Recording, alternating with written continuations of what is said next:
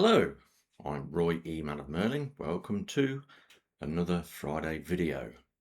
Have I pressed record? Yes, I'm recording. Excellent. So, what's happening for the energies this week? We are pretty much 1 month down already in January. Time is just getting faster and faster, even though it should feel the same. It doesn't. Time's relative, and why is time relative? Well, you think about it when you're having fun, time goes just like that. When things are laborious or boring, time really drags.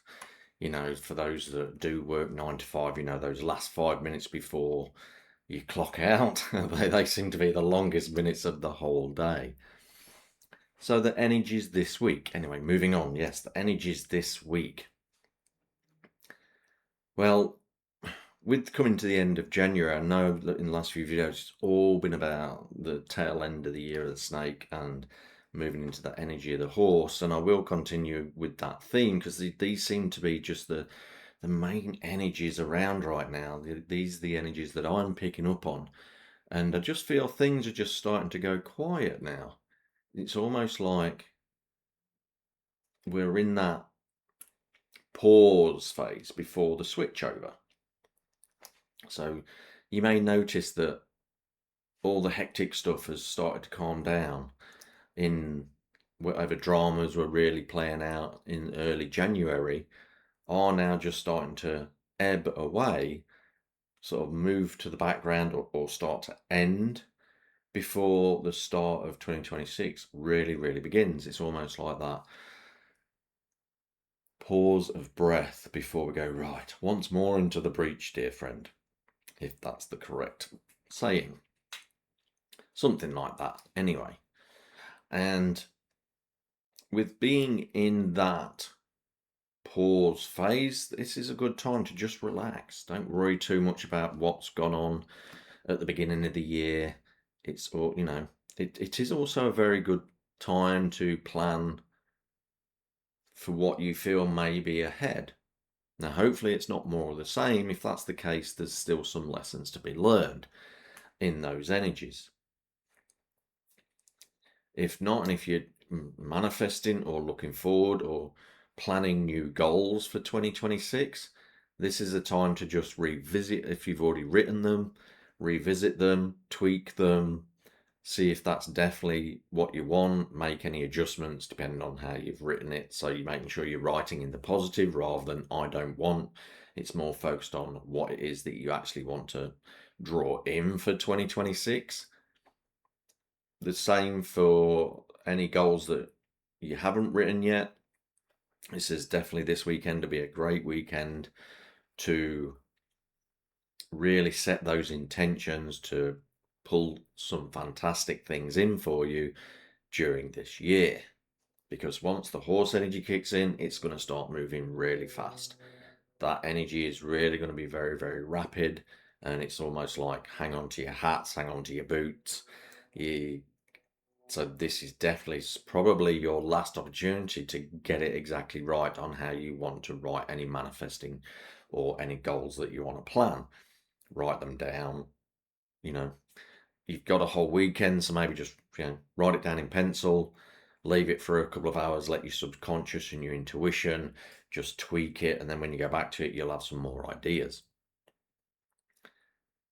That's a really good way to spend this weekend if you have the time.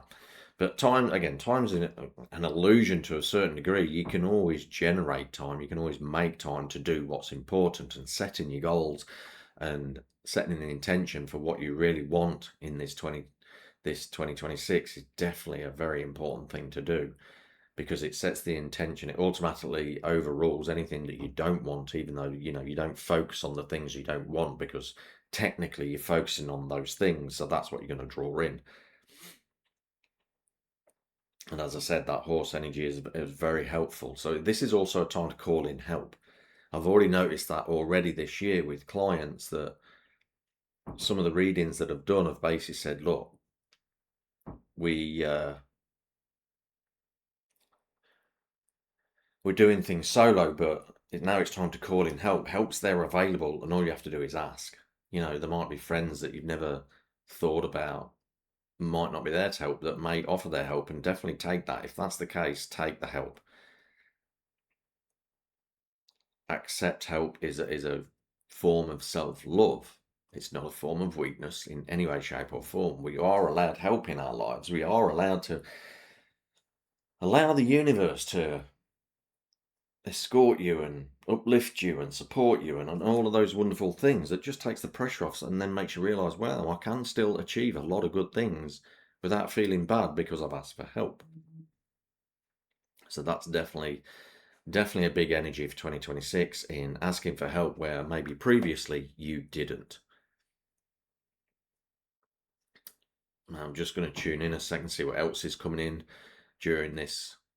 Well, I'm more focused on just the end of this month. Oh, that's right. I think it's Beltane. I should do my quick research before I press live. But I like to channel. I like to just go with the flow. I do like to just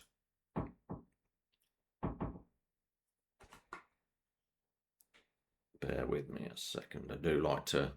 Got a door banging here. Someone's trying to get in. And then the door bangs really loudly. Funny. Anyway, so yeah, it's all about the help. And just throw me a little bit. Right, oh yeah, that's right, Beltane. 1st of February is a Celtic festival to do with Bridget. So maybe you can look into that to see if that applies to you, if there's any new information, if you've never heard of it and you're just curious, definitely look into that. Those energies, it's one of the Wiccan festivals. Well, it's one of the old pagan festivals of leading into spring. So spring is all about calling in new growth anyway. And Bridget, the goddess Bridget, is definitely the energies that can certainly help with that. Celtic, fire-headed, it's good to clear out the old in readiness for the new. So those are good energies to work with this weekend. That's Sunday. So yeah, the cliche day of rest, the end of the week before the new week begins. So most of the time we've got that day off. We can spend some time doing some manifesting or doing some self-work, some inner work. Whatever it is that you choose to do that day is going to be very beneficial because it's the perfect energies before the energies of the horse really start to become apparent, start to really push out the energies of the snake, and you'll start to see movement in your physical world, your spiritual world, your energetic world, your healing world, whatever it is that you've been doing work on the whole of last year, you're going to start to see that activate really, really quickly. But not instant, but the curve will go and then you'll hit full pace really quickly. So those are the energies for this week. A lot. I mean, I do these live and I do these in the flow and I just channel the energies. So I would truly believe that anything that happens during that reading happens during this video is always relevant, and it sort of reflects what I'm actually talking about.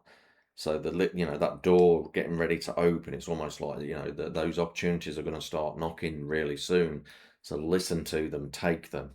It's like an opportunity comes, say yes, and then figure out how to do it afterwards. As long as it's a positive opportunity, if someone comes and headhunts you for a job, but you kind of like where you currently are, definitely explore it, because the universe is going, yeah, look, you might like where you are, but there's always another level to step into that's going to be better for your life in the long run, even if you can't see it in that present moment. So that's definitely worth exploring.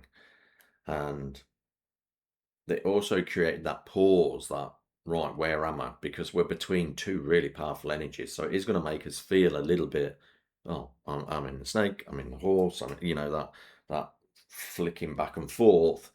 Those two energies are just having a bit of a, well, the snake's going, well, I've still got a bit of work to do, and the horse is going, but I want to start coming in as well. So you're going to feel a bit buffeted, but there's also going to be that, that eye of the storm almost. So depending on whether you're on the edge of the eye or in the middle of the eye, you're going to feel a little bit discombobulated. That's a good word to end on, discombobulated. So that's where I will end this weekly video. I appreciate everybody that tunes in. Please like and subscribe if you're new to this channel. It's always good to support the little boys, you know, the little channels that, and I just want to grow. So yeah, please tune in, and I will see you again next week. So thanks again for watching. Take care. Have a great week. Bye-bye.